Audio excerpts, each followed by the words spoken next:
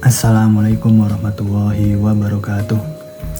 Good morning everyone, and thank you for joining this presentation today. First of all, I would like to express my sincere gratitude to Mrs. Ekarini Saraswati and all of my PBG classmates. In this presentation, I would like to share my learning experience from the design thinking course. This subject has given me new insight into how we, as future educators, can design more meaningful and student-centered learning experience.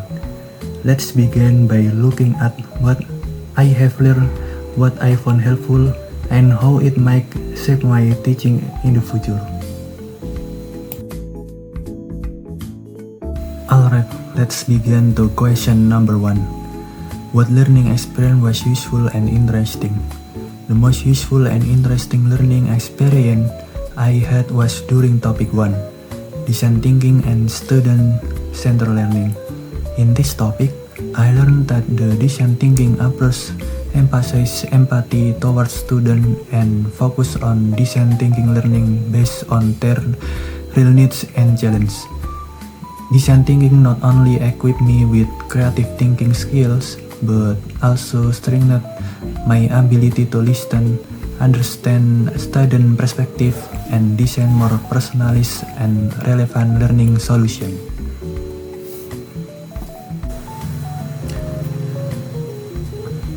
Okay, let's move to question number 2. What learning experience was useful but less interesting?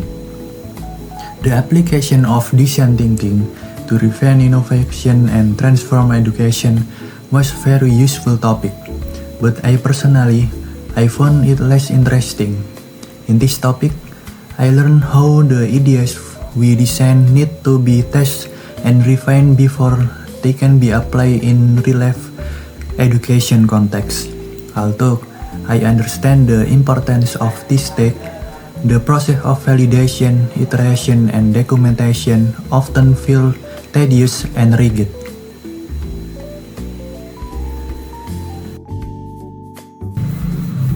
Okay, let's move to question number 3.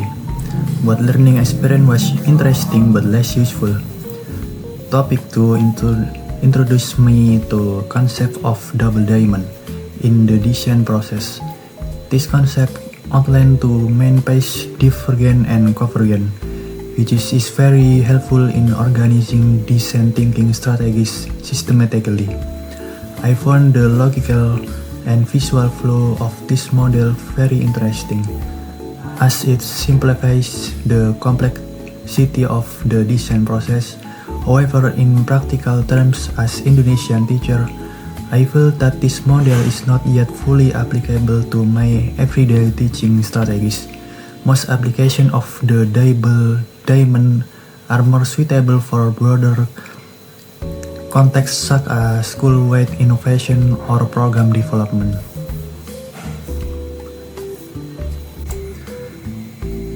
Okay, let's move to question number 4.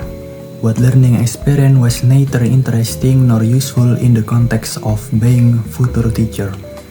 Topic 3 discuss the ideation phase in design thinking. At first, I found this topic less interesting and somewhat difficult to apply in the context of Bahasa Indonesia teaching. However, after gaining a deeper understanding, I realized that ideation is not just about brainstorming, but a systematic process for generating creative solution. With this insight, I came to understand the important role ideation plays in education innovation, as it helps map out various possibilities and filter the best solution. However, in practice, due to limited time and resource in schools, fully applying the ideation process often feels impractical.